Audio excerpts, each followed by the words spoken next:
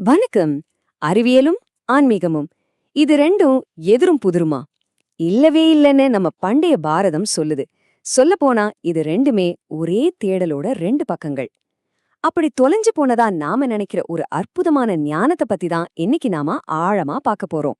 சரி, இந்த ஆழமான பார்வைக்கு ஆதாரம் எங்கிருந்து கிடைக்குதுன்னு நீங்க கேட்கலாம். வேற எங்கேயும் இல்ல, சாக்ஷாத் காஞ்சி மகாபெரிவாளோட சொற்பொழிவுகளிலிருந்து தொகுக்கப்பட்ட தெய்வத்தின் குரல் புத்தகத்திலிருந்துதான். வாங்க இப்போ இந்த விஷயத்துக்குள்ள இன்னும் கொஞ்சம் ஆழமா போலாம். முதல்ல ஒரு பொதுவான தப்பான அபிப்பிராயம் இருக்கு, அத பத்தி பார்த்துட்டு ஆரம்பிக்கலாம். நிறைய பேர் என்ன நினைக்கிறாங்கன்னா, பண்டைய இந்தியா முழுக்க முழுக்க தத்துவம் வேதாந்தம் பத்தி தான் பேசிச்சு, உலகம் மாயைன்னு சொல்லிட்டாங்க.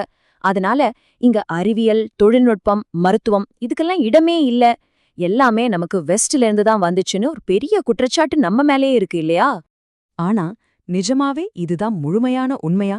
நம்ம சாஸ்திரங்கள் ஆன்மீகத்தை மட்டும்தான் பேசிச்சா உலக வாழ்க்கைக்கு தேவையான அறிவியலுக்கு அங்க இடமே இல்லையா?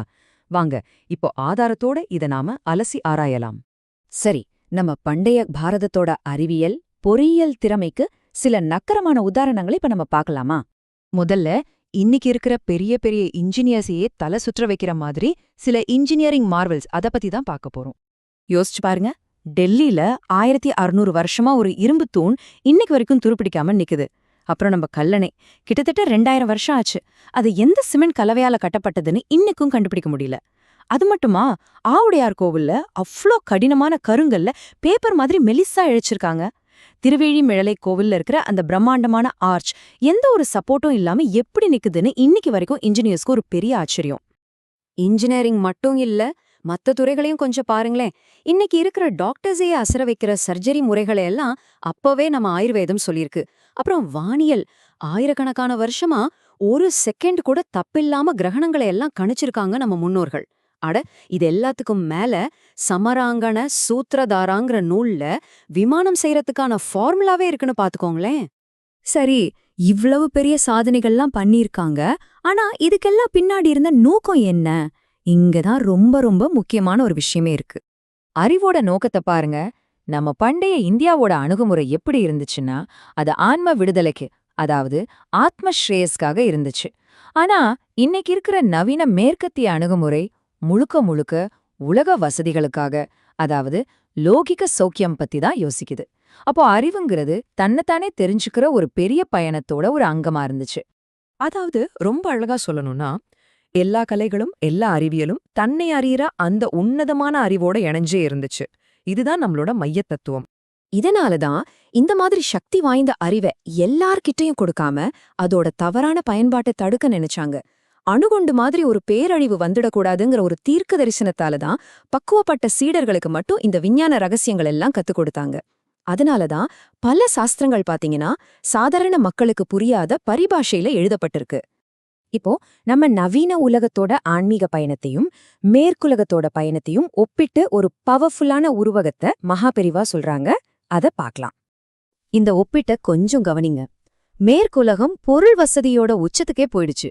ஆனா அங்க மன நிம்மதி இல்லேன்னு தெரிஞ்சுக்கிட்டு இப்போ நம்ம வேதாந்தத்தை தேடி வராங்க. அதாவது ஒரு இரும்பு யுகத்திலிருந்து பொற்காலத்தை நோக்கி வர்ற மாதிரி இருக்கு. ஆனா நாம என்ன பண்றோம்? நம்ம கிட்ட இருந்த ஆன்மீக நிறைவை விட்டுட்டு பொருள் தேடி ஓடிட்டு இருக்கோம். அதாவது ஒரு பிரகாசமான யுகத்திலிருந்து இருண்ட யுகத்தை நோக்கி போயிட்டு இருக்கோம். அப்போ இப்படிப்பட்ட ஒரு மகத்தான பண்டைய பாரம்பரியத்தை காப்பாத்த வேண்டிய நம்மளோட பொறுப்பு என்ன? நம்மளோட கடமை என்ன? நமக்கு சில சாஸ்திரங்கள் புரியலேங்கிறதுக்காக அதை தூக்கி போடக்கூடாது. அதோட அருமை நமக்கு பின்னாடி வர தலைமுறைக்கு புரியலாம். அதனால நமக்கு புரியுதோ புரியலையோ, நம்ம கிட்ட இருக்கிற எல்லா சாஸ்திரங்களையும் அடுத்த தலைமுறைக்காக பாதுகாத்து கொடுக்க வேண்டியது நம்ம ஒவ்வொருத்தரோட கடமை. ஒரு நிமிஷம் யோசிச்சு பாருங்க. அறிவை தேடி ஓடுற இந்த பயணத்துல அந்த அறிவோட உண்மையான நோக்கம் என்னங்கிறதையே நம்ம மறந்துட்டோமா? இது நம்ம ஒவ்வொருத்தரும் நமக்குள்ளே கேட்டுக்க வேண்டிய ஒரு ரொம்ப ஆழமான கேள்வி. இந்த மாதிரி ஆழமான சிந்தனைகளை தான் நாங்க ஞானகோஷ்ல தொடர்ந்து உங்களுக்காக கொண்டு வர்றோம். இதுவரைக்கும் பொறுமையா கேட்டதுக்கு ரொம்ப நன்றி. ஞானகோஷ் ஒரு பன்மொழி சேனல்.